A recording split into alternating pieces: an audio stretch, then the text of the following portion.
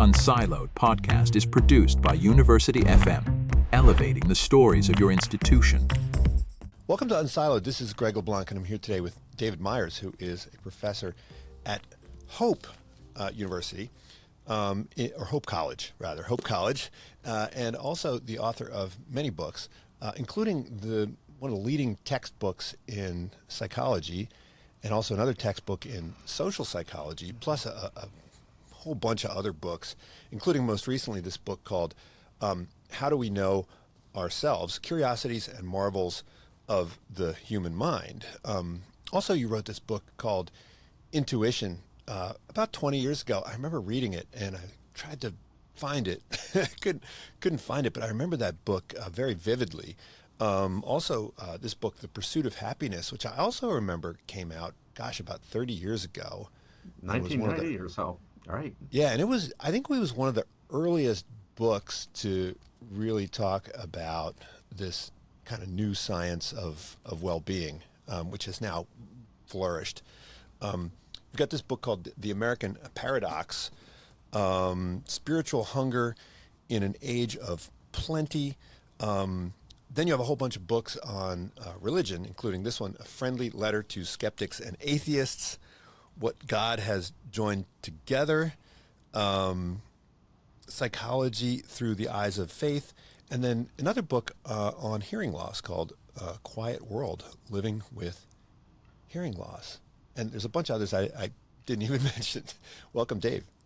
Greg, I'm just amazed at the homework you've done and what you have there. Thank you. Well, I mean, it's 30 years of homework, because I do remember when the earlier books came out. And, when you wrote this book, The Pursuit of Happiness, you were describing this new field. And as I mentioned, it has blossomed and flourished. And I guess one question I would have for you is, psychology is now doing a lot of the work that philosophy used to do, right? I mean, the philosophical imperative to know thyself, this seems to be something that people look for in their psychology classes. And I guess I was wondering, philosophers thought that if you knew yourself, then this would lead to virtue, this would lead to happiness, and all of those things were in alignment, right? Based on what we've learned in the world of psychology, I mean, is that a valid empirical claim? Is it true that the better we know ourselves, the happier we are and more virtuous we are? Well, first let me say you're absolutely right that psychologists have arrived at studying some questions that have been ancient questions in philosophy. So Aristotle talked about eudaimonia, happiness and virtues, and how they can influence a good life. And so psychological science now is engaged in some of those research topics, trying to ask who is happy and why. It's a scientific pursuit of happiness. And by the way, as a textbook author who reads everything in psychological science, sometimes I'm just struck by something that's so interesting, so fascinating. I think not just college students, but the world ought to know about this. And that's what compels my writing essays for my blog, which is talkpsych.com, or trade books for a general audience such as this. And you're right, this book on happiness was one of the first to reflect on this new science of happiness. There have been others better known, probably better books since, by esteemed colleagues. And so it's just been a joy to see this positive psychology movement, as it's now called, explode and expand as psychologists turn themselves to studying the roots and fruits of positive well-being and human flourishing. So, I mean, what have we learned? I think we all want to believe that all the desirable things are in alignment. I teach a course on the workplace, and of course, everybody loves engagement, everybody loves productivity, everybody loves happiness. But when you dig deeper, sometimes there are some trade-offs, right? So sometimes the most engaged employees are the ones who are most likely to quit, right? And so you sometimes have higher turnover when you create more engagement. Are all of the things that we think of as desirable in alignment, or have we discovered that there are these tragic trade-offs between, say, virtue, happiness, Well, and I think self-knowledge. the science of happiness has given us some surprises. That is, I think I would have guessed in advance that maybe there would be a time of life when people are predictably happier than at other times of life, and that turns out not to be the case. Although there's more ups and downs in emotionality amongst younger versus older people, or that women or men might be happier for one reason or another. Uh, and that turns out, although there's a difference in depression risk, not to be the case. But then other things that you might have guessed would make a difference really do make a difference in a virtuous kind of way. So that, for example, satisfying the deep human need to belong, to connect with others in close, enduring relationships that are mutually supportive, that is a huge predictor of happiness. And thus, a happy marriage is an example of such. And 40% of married adults, 23% of never married adults say they're very happy. And likewise, there's some personal traits that predict happiness, such as a positive self-esteem, a sense of control over one's life, uh, uh, extroversion, an outgoing personality that helps you connect with other people. These are also predictors of personal happiness. And then in the workplace that you're interested in, Greg, as you well know, tasks that don't overstress people or understress them and bore them. That is, that engage them in a flow experience that allows time to fly quickly because they're engrossed in what they're doing and enjoying it. That's uh, that's that's positive both emotionally and in terms of productivity and employee satisfaction, which generally does predict uh, employee performance and retention. Now, when I was rereading this book, The American Paradox, you talked about this spiritual recession. Now, this was, I think, 2000 when you wrote this book, and Yeah, a you long time talked ago. about this odd mixture of material plenty and spiritual recession. And I think you could have just written this book yesterday. I mean, I Mm, know there's a lot of mention of Al Gore and George Bush and stuff like that, which right. obviously is specific to the time, but I think some of the general trends, it seems like they're more or less the same. I mean, you end the book with a note of optimism, but I think in retrospect, we would have to say that the spiritual recession is still there and is perhaps even more severe. And so why is it that we see this disconnect between material plenty and spiritual fulfillment or happiness? And I guess the other thing is, Sure. we know so much more. We're also so much more knowledgeable. Science has progressed so much in these 23 years, and it doesn't seem to have a corresponding eudaimonistic, right, Right. positive result. So 8 in 10 entering collegians say it is very important or essential that they become very well off financially. That's kind of a materialistic idea of what is going to make for happiness. And yet, over time, as the rising economic tide has lifted most boats, albeit the yachts faster than the dinghies, uh, people have not become happier. People, as their incomes increase, they do get happier, but only up to a point, and then you get a kind of tapering effect or satiation effect. In the United States, it's something approaching $100,000 a year or so, above which further increases in happiness produce diminishing returns. And so as you look at these data and see that mm, material advancement helps to a point, that is, if it allows one to satisfy one's basic needs and have a sense of control over one's life.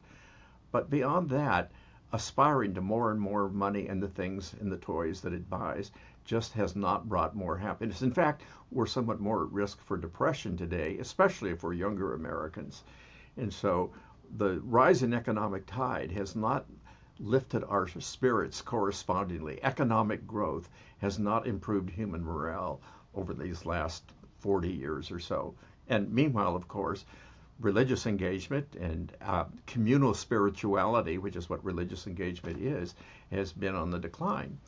So that's why it's something that a lot of us think a lot about. How confident are we in those metrics? I mean, these could be an artifact of measurement difficulties, right? I mean, when you ask somebody for their subjective happiness appraisal, I mean, they need to calibrate it somehow, right? And so, Right. would it be unsurprising if the average person says average, regardless of time and place? Yeah, in fact, most people say they're pretty happy. 3 in 10 Americans say they're very happy. 6 in 10 say they're pretty happy. Only 1 in 10 say they're not very happy. But what does that mean, really? Well, it turns out that people that say they're very happy or that describe their life as deeply satisfying rather than unsatisfied, in fact, they look happier to other people. They smile and laugh more. Their friends rate them as happier. They're less vulnerable to disabling depression and so forth. So I think there is a lot of evidence that those subjective well-being measurements by which people assess their own happiness and life satisfaction have validity. And they're connected to other things that are also indicators of well-being. And that's And you've why we also have a science of happiness and a whole field of positive psychology now. you mentioned religion, and you've written about the impact of religion on things like happiness and other personal characteristics. What do we know about the impact of religion on well-being? Well, first of all, we know that actively religious people, that is, people who report to Gallup, for example, that or to the National Opinion Research Center, NORC as it's now called, who worship regularly with a faith community, are much likelier to say they're very happy than are people who are religiously disengaged. Now, you might then ask, well, why is that? Well, partly it's coming back to that need to belong that we talked about earlier. These are people who are connected to other people in a communal experience where there's mutual support. That's a support system. Religion is also a meaning system, and people who live with a sense of meaning and purpose in life report greater happiness than others. And so we can look at a whole number of different factors that compose that religious variable. And you might say, well, hold it. What if we controlled for all those things? Is there, like, if we took out the effect of social support and meaning and certain other things, moral behaviors, virtuous behaviors that you've referenced, Greg, and we held all those constant, then is there any effect really of religiosity? To which I respond, well, that's like saying, what's the effect of a hurricane if you took out the effect of the wind, the rain, and the storm surge? Is there really a hurricane factor left over? Well, no, because a hurricane is all those things in composite. And what I think of as a social scientist as the religion factor that's predicting personal well-being and human flourishing is a composite variable of these other social and psychological aspects. Well, And that's presumably you not could to have diminish it, or that's not to establish it as true or false. Whether it's true or false is a completely independent question of why it works. right, but presumably you could have social communities that were secular, right? Whether it's sporting clubs Absolutely. or Maybe Rotary right, Club yeah. does the So same thing. If so, I mean, if you get meaning and purpose and social support from Rotary Club, then well, I mean, fine, so so much the do better. But faith communities, there happens to be like 350,000 of them, are social support meaning networks that contribute to human flourishing for countless millions of people. now another debate that goes back to the Greeks is the nature nurture one, and you've written a bunch on this, on to what extent genetic factors play a role in one's personality and one's subjective well-being and social factors. And so, I mean, that debate is ongoing, but what have we learned in recent decades? And you yourself have Yeah, changed your sure. position on you yourself have changed your position on some of this over the decades, right? Sure, I would say that I have been like amazed by the results of behavior genetic studies, which we now have on many millions actually of twins, for example, both fraternal and identical twins. and also comparing biological and adoptive siblings with their biological and adoptive parents. And the bottom line from all this, like 15 million people being studied in twin studies, for example, is that ballpark, about 50% of the person-to-person variation in various important traits, like intelligence and extroversion and even physical characteristics, well, especially psychological trait characteristics, are attributable to genetic differences.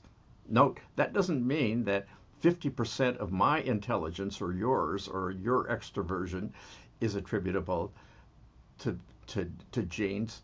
You're 100% the product of your genes in your environment.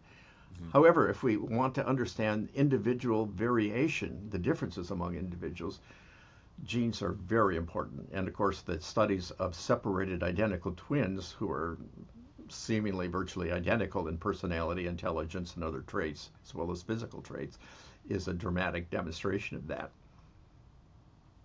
Well, you've written also about how beliefs can be self-fulfilling, and how change mindset can impact your propensity to change.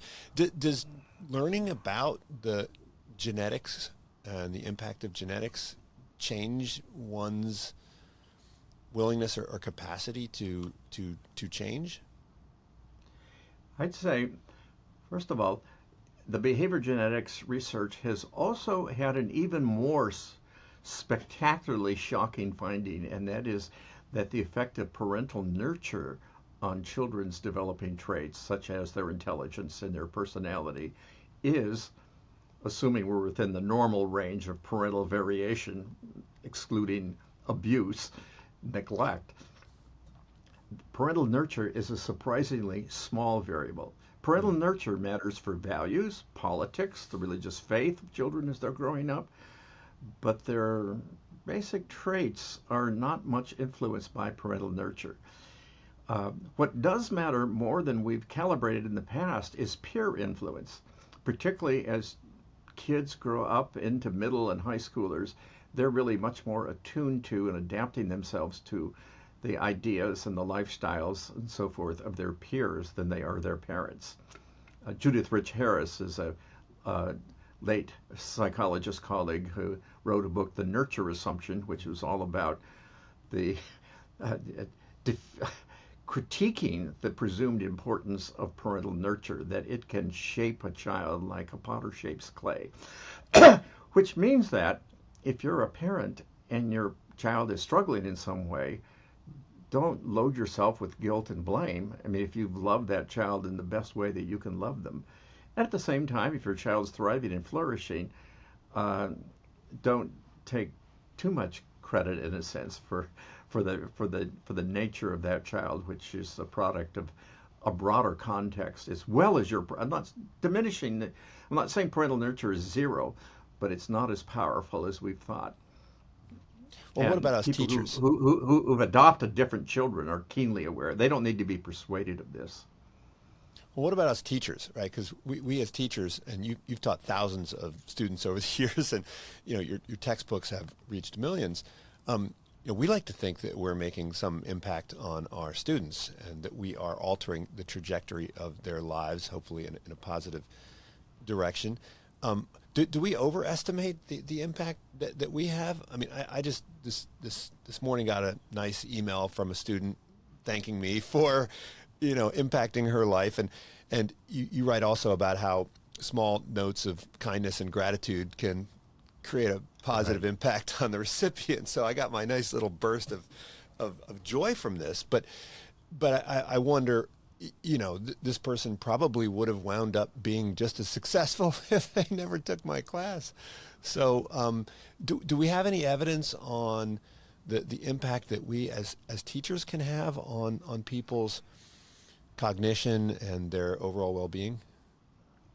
Ironically, Greg, I had to get off a Zoom call early in order to join you on this podcast. It was a Zoom call hosted by Macmillan Learning, sharing with us the results of a Gates Foundation-funded study of the influence of pedagogical interventions on lower income students, several thousand of them at community colleges in less in lower income areas of the United States. And it was showing how when teachers engaged their students by applying the material to their lives, by engaging them in active learning, by engaging metacognitive processes that help students think about their own thinking and learning, these teachers are having a noticeable effect that's measurable in exam scores on the success of their students. So it's so much fun that you'd ask that question when the previous hour of my life was devoted to looking at some evidence that you do matter, Greg, and you do it well, and that matters. Of course, you're also providing a context in which learning occurs. You're providing reading material, you're providing peer relationships, as students interact with each other, too, in that educational environment. So even though we And that's, probably by the way, part of what good parenting provides is a healthy peer environment. So it's the whole ecology that is supporting healthy developing children with freedom to play.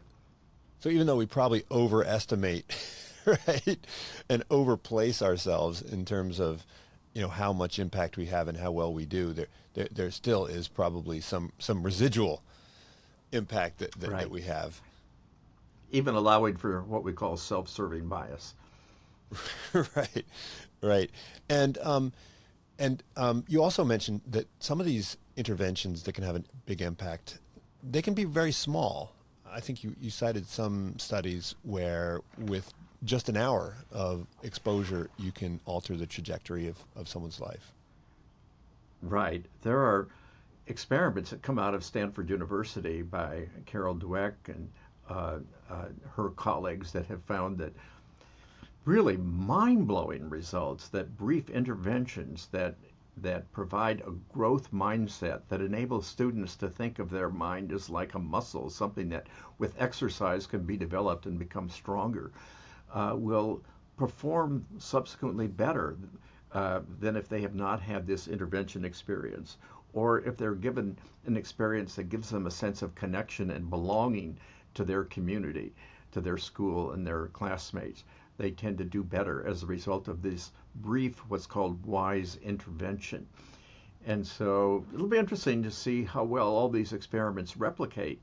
But sometimes big, expensive interventions, trying to prevent juvenile delinquency, for example, with expensive programs, have had no noticeable effect on later incarceration rates of people in the programs, while smart, wise interventions that target the students' own thinking have had not huge, but measurable improvements. Mm-hmm. Now, one of the other things that I think you focus on is dual processing and the two different types of thinking, right? To use Daniel Right. Kahneman's phrase. And that book on intuition that you wrote many years ago, I think launched an entire field, which is thinking about the pros and cons of type 1 and type 2 thinking. I mean, in business schools, we tend to spend a lot of time trying to get people to spend more time using their rational faculties. And I think the implication is that intuition is going to steer you wrong. I think you've sort of argued that there are comparative advantages to leaning on these different aspects Right. of cognition. How should we be thinking about that? I mean, is there like a meta cognition that allows us to decide which faculty to lean on in what circumstances? Let me answer that question, but first, just a fun little story. Greg, you mentioning this book on the powers and perils of intuition in the same sentence where you mentioned Daniel Kahneman, whose great magnum opus, Thinking Fast and Slow, is certainly one of the great books of psychological science ever written. When I wrote this book on intuition, I, at the beginning, acknowledged the people whose shoulders I was standing on, foremost of whom was Daniel Kahneman and his late colleague Amos Tversky, who I said, some of us thought, I presumed others thought, it was not just me, was deserving of a Nobel Prize for his pioneering work in creating behavioral economics, which is an application of some of these cognitive principles. So, of course, I sent the book to Daniel Kahneman, whom I knew at least a little bit, and my other colleagues. And I was delighted one night while I was traveling and laid in my hotel room to get a note from Danny Kahneman telling me how much he appreciated that book, in which I thought he was deserving of a Nobel Prize. The next morning when I broke up, he won the Nobel Prize. It's good timing, right? Yeah, yeah, it was just fun. But yes, we have lots of evidence of, first of all, the powers of our unconscious below the radar, what we call implicit thinking. A lot of thinking is just automatic. And so for a chess master or an experienced diagnostician, an experienced driver, you gain skill at something, an experienced hockey player or point guard on the basketball team, and you don't have to rationally think it through because your acquired expertise just surfaces automatically. We can read people's emotional expressions in an instant. We can observe a thin slice of somebody's videotape teaching and within seconds have an idea of how energetic and effective and engaging that teacher is. And yet there's also a lot of research on the perils, the limits of intuition. And so if you think that your intuition is going to help you interview in a prospective employee and predict their success, or to predict stock market fluctuations and harness your intuition in day trading success and so forth, you're likely going to be schooled by the school of hard knocks in reality, because there are realms in which human intuition just doesn't work very well. We're not very good at detecting lies, for example, other people who are trying to fool us. So that's why what that book was, just to identify what are the powers and what are the ways in which intuition works and what are the ways in which it doesn't work and we lead ourselves astray. We tend to fear the wrong things intuitively. There's just so many fun examples that's what that book was about. Yeah, and I think you quote William James at one point where you say, "When reason can't decide, listen to your heart." Is that relationship between reason and intuition, does that echo in some sense the relationship between science and religion? Do people fail to understand where that boundary ought to be between science and religion? First of all, when it comes to intuition and science, intuition can be the source of scientific hypotheses. So many great scientific discoveries have come from an intuitive hunch, or I have an idea and I want to put it to the test. And sometimes my intuition it works and sometimes it doesn't. So intuition can feed science. When it comes to religion and science, first of all, let me give you kind of my overarching framework. I happen to be a person of faith, and as a theist, there's two things I believe. One is that there's a God, and the second is that it's not me or you. And thus, the surest conviction I can have is that some of what I believe is in error. And thus, I should hold all my own beliefs tentatively, lightly, in a spirit of humility. I should subject things that can be tested to test, to evidence. By the way, I'm part of a religious tradition that calls itself Reformed and ever reforming, and at least in its ideal form, it's a spirit of humility that always wants to recognize that I'm a finite, fallible creature. I'm not God. And this idea opens me to exploring the creation, letting it inform me however it might. And we've already talked about my being shocked, for example, by evidence on the limits of parental nurture, for example, or changing my ideas about the nature of sexual orientation because of evidence I became exposed to. So with that in mind, I'm interested in asking, what are some big ideas about human nature that one finds in religion, such as in biblical and theological scholarship, and in science, and how well do those fit together or not? So that's kind of the framework of my thinking about religion and science. And by the way, note that it's not doing science despite being religious. It's being curious and doing science because I'm religious, and that religious calling draws me into doing unbridled science and letting it take me where it will. Well, why do so many people in the scientific community think that there is a conflict? Are they mischaracterizing religion or looking at specific examples of people who have been or claimed to be religious in the past who have wandered into the domain of science, which is the domain of falsifiable propositions? So in our day and age, it's easily understandable why one would see a conflict between religion and science, because a lot of highly religious, well, a lot of self-described evangelicals, many of whom are not actually actively religious, have tended to be anti-science. They might be anti-vaccine. They're believing things that are demonstrably false. Because they're not attuned to the evidence. And so that is true. And I just shudder at some of what people of self-described religiosity today believe. It's also true that science was born by people of deep religious faith. For example, in 17th century Britain, where Pascal and Newton and others of, of of great faith saw a mandate to explore the creation and to apply the tools of science as part of worshiping God, not just with our hearts, but with our minds. And that's what we're called to do. I think that's what authentic religion calls us to do. Mm-hmm. Well, if there's no conflict between religion and science, and there have been plenty of scientists that have been profoundly religious, some of the best scientists, right, beginning with Newton, of course, were profoundly religious. But it seems like empirically, there does seem to be a negative correlation, and that the growth of science over the last couple of centuries has been accompanied by a decline in religiosity.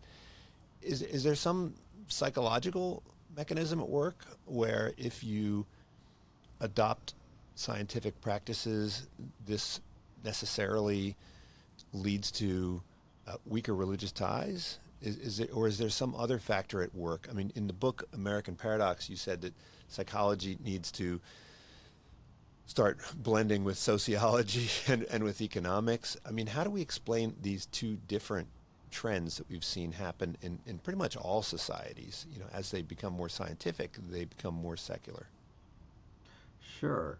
So just to use a couple examples of seeming tension, uh, religion has sometimes been associated with creationism rather than an acceptance of one of the science great principles, which is the principle of natural selection that has led to the emergence of human beings. So this is really a question. It's not a question of what's the ultimate source of the universe and of our place in it, but how did it come to be?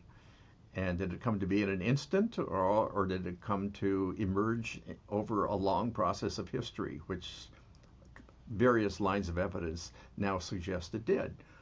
Or another topic which I've been interested in and written about is, what about sexual orientation? Is it a moral defect, or is our varying sexual orientations natural enduring dispositions that need to be lived out by all people who have this deep need to belong that we spoke of earlier? And the evidence, to me, is overwhelming that is indeed the case.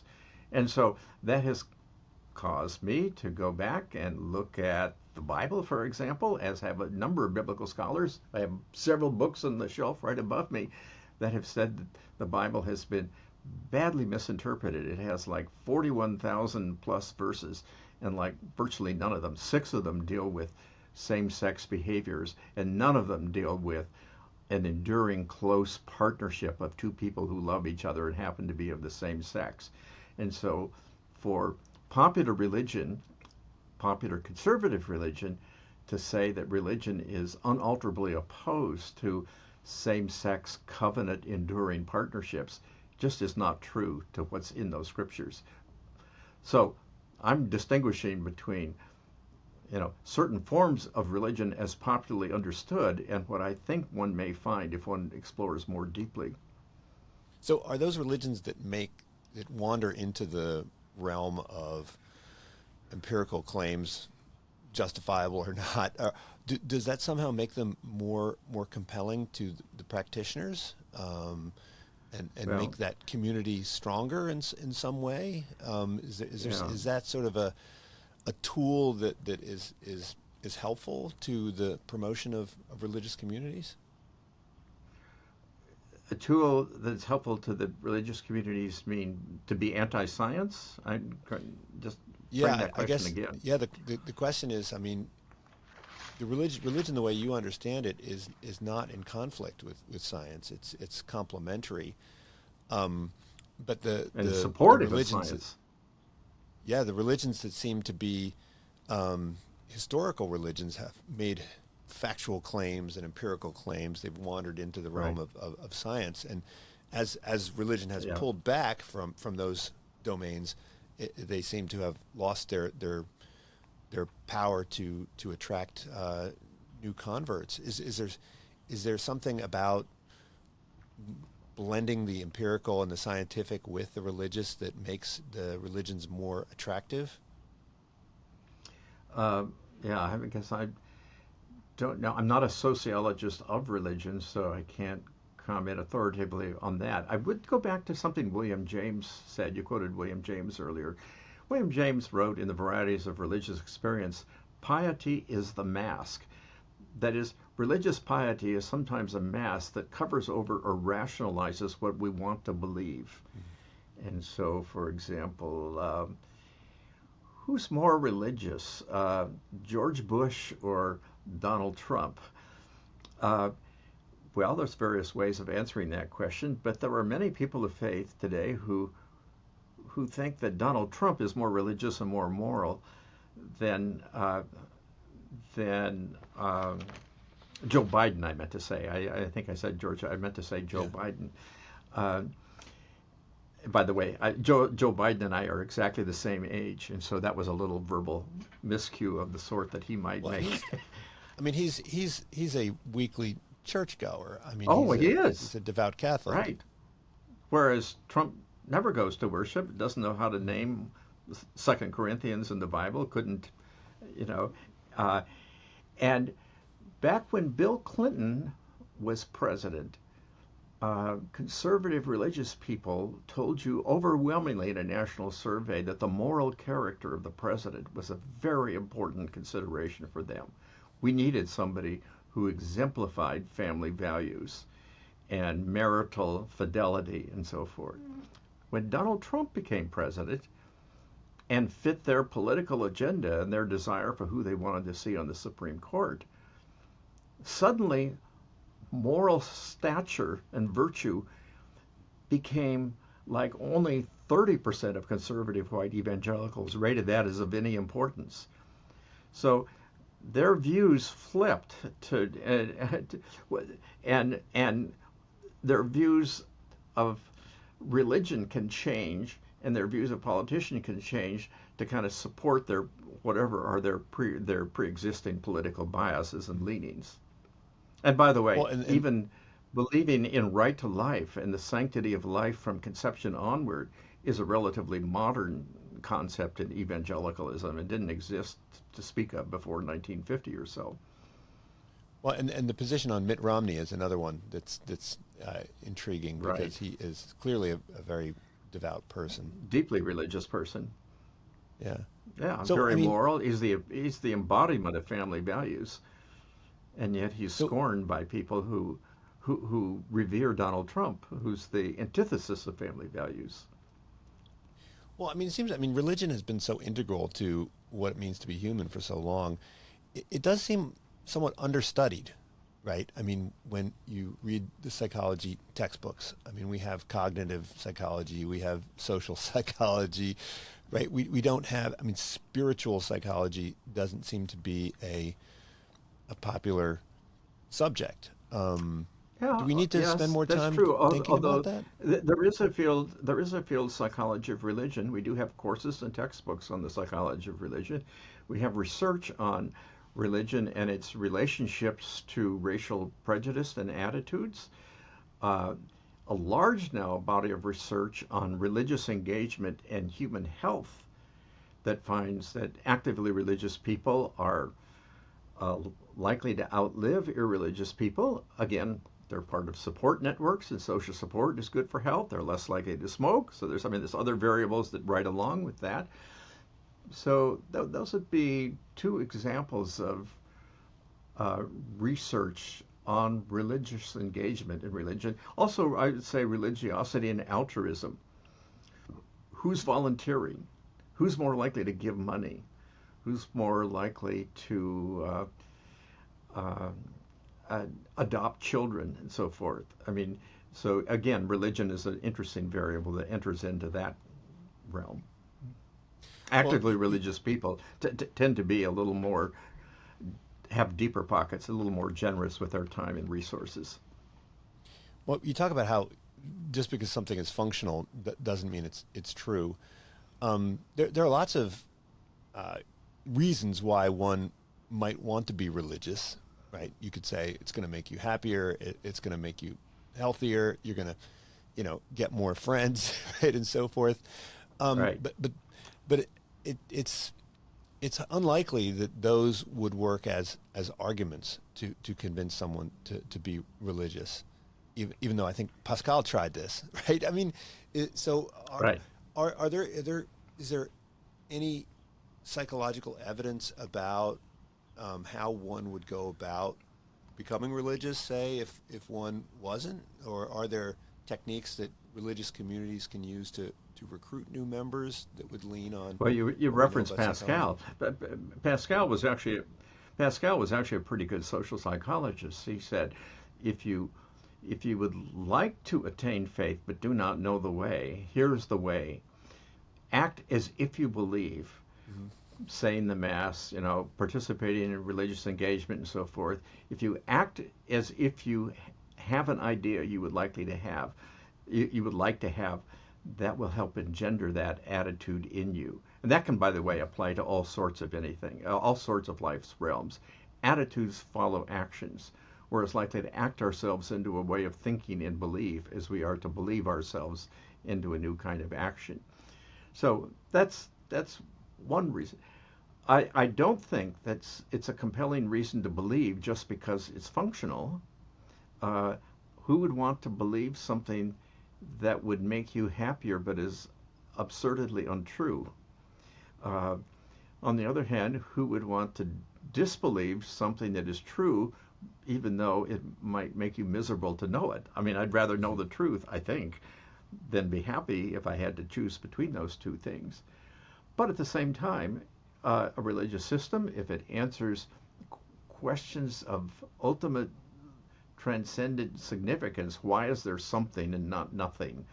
And well, I'm just a finite, fallible human, but my religious faith gives me a plausible answer. It connects me to other people in community.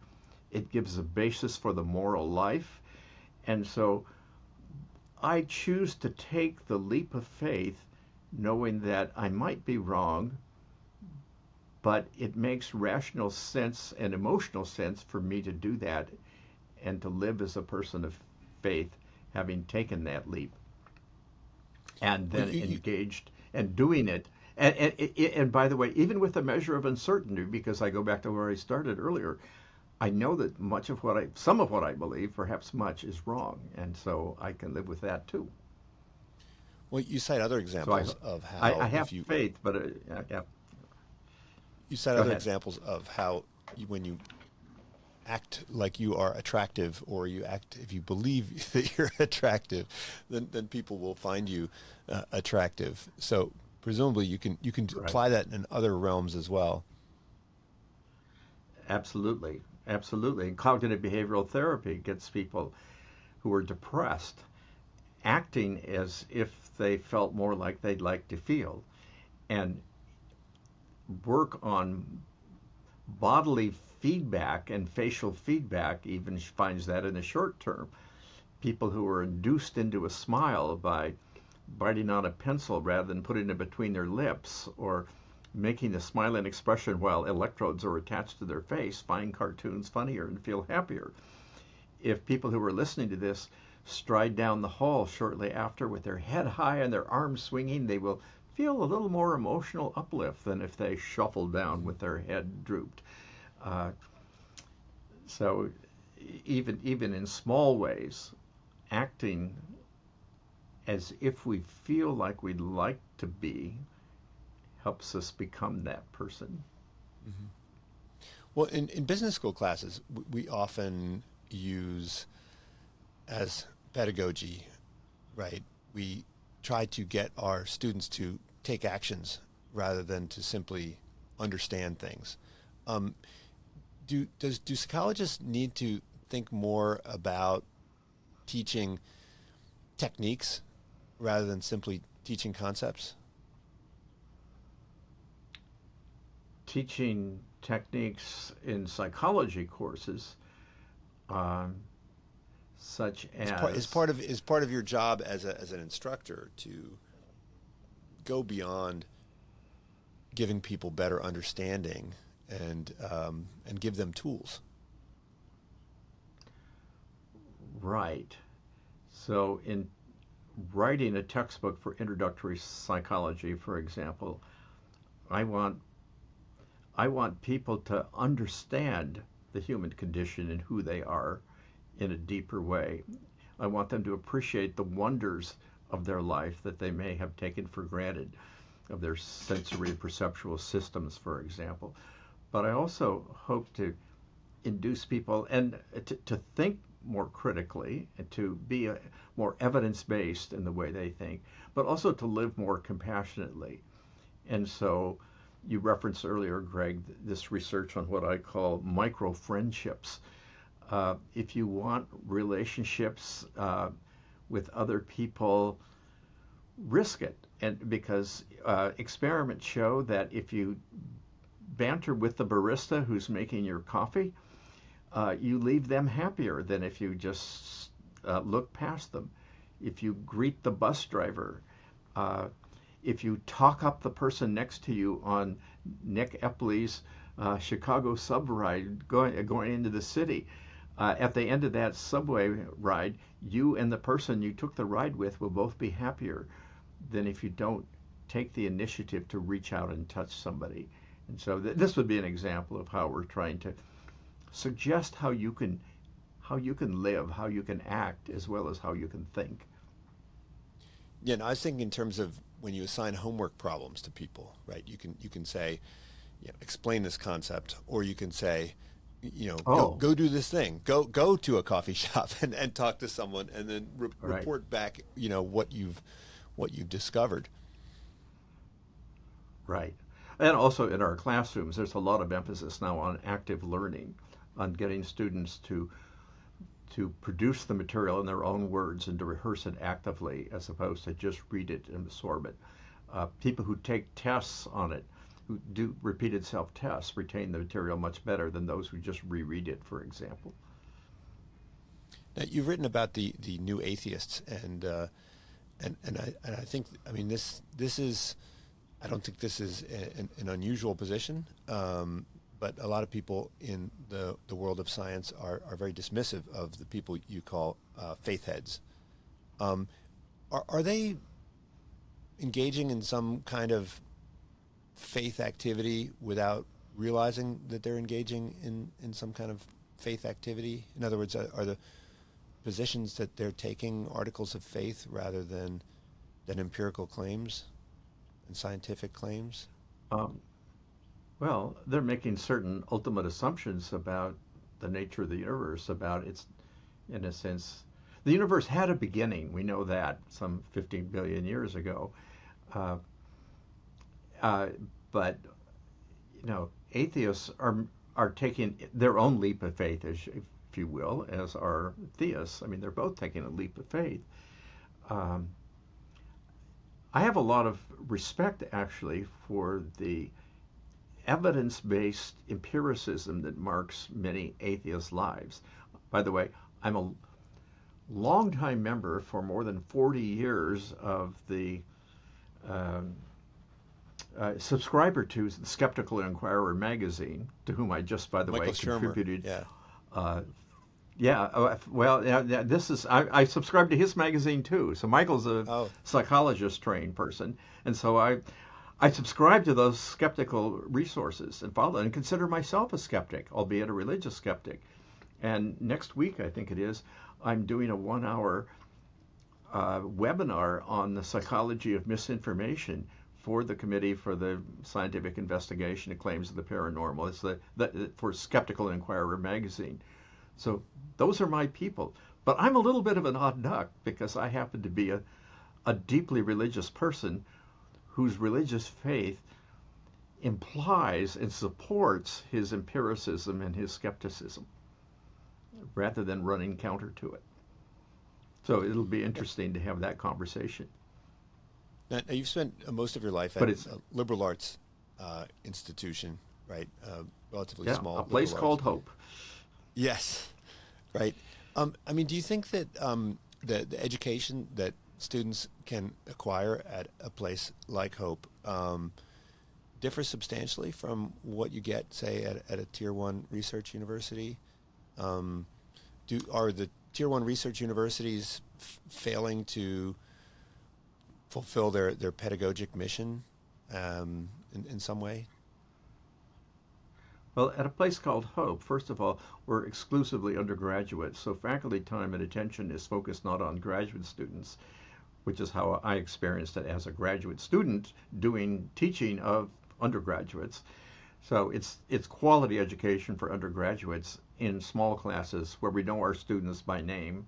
That's all part of what your undergraduate liberal arts colleges offer.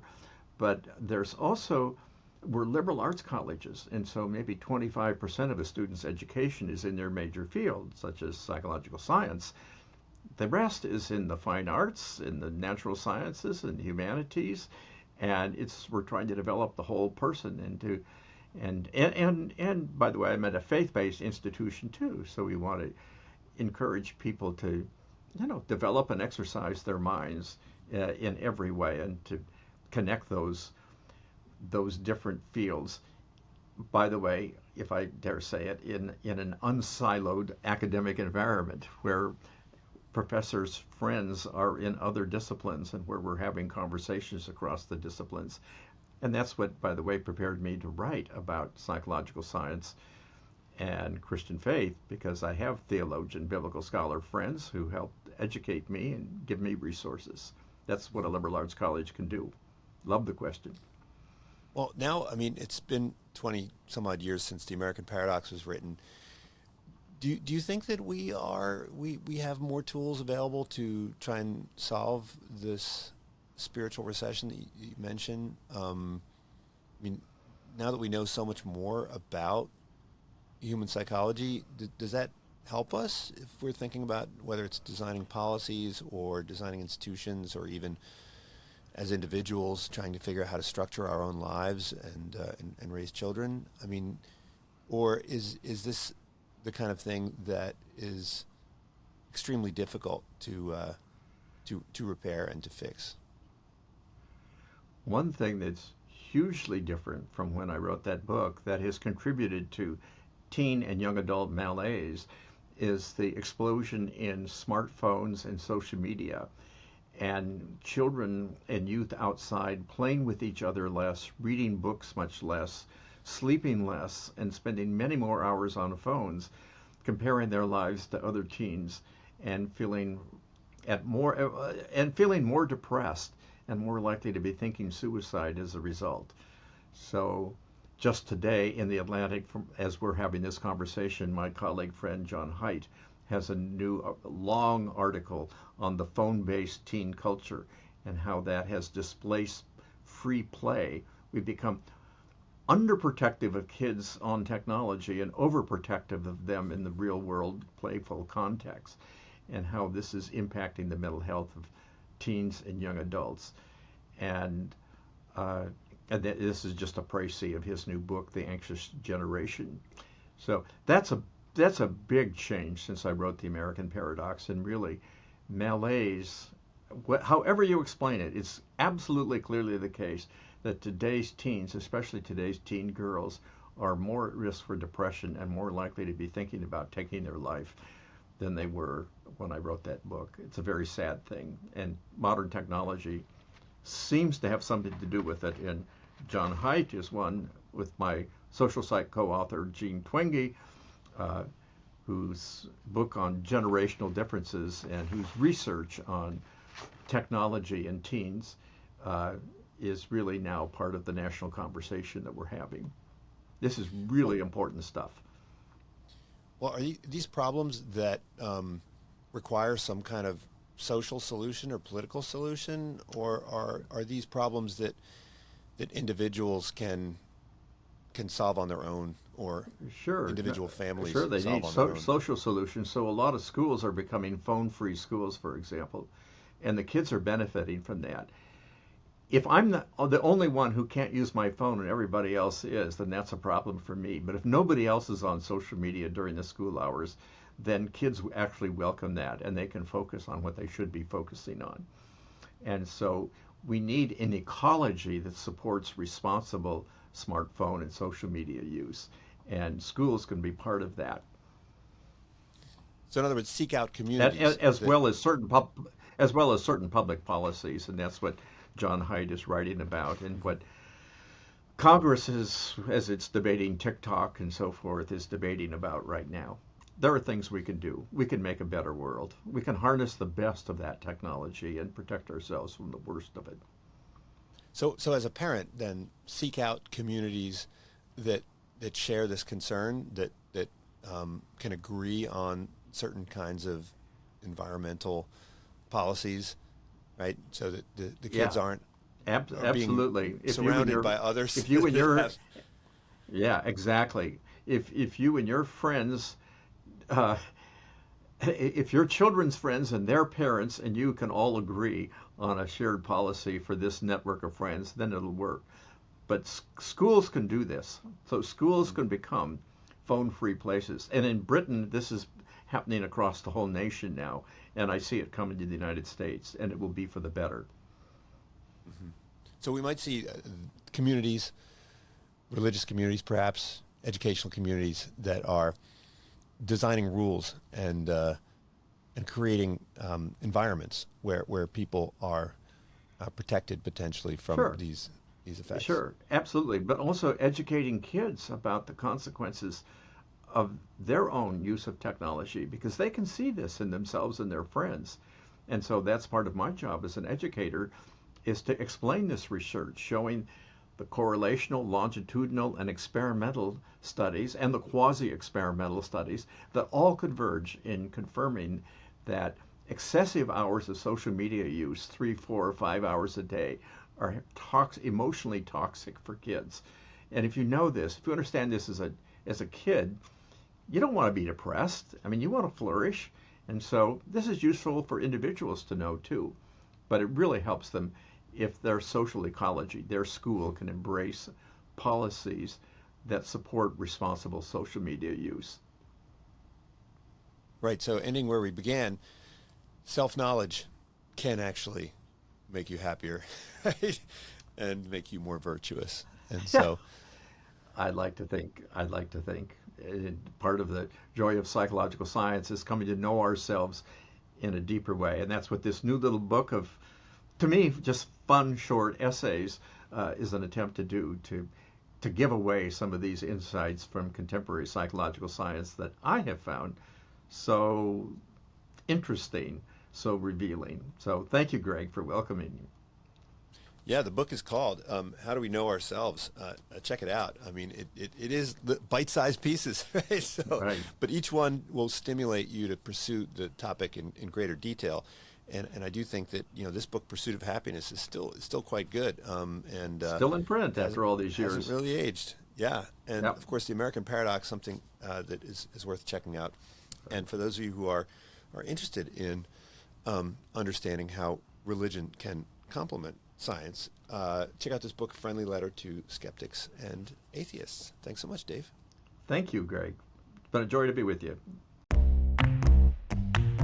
Unsiloed podcast is produced by University FM, elevating the stories of your institution.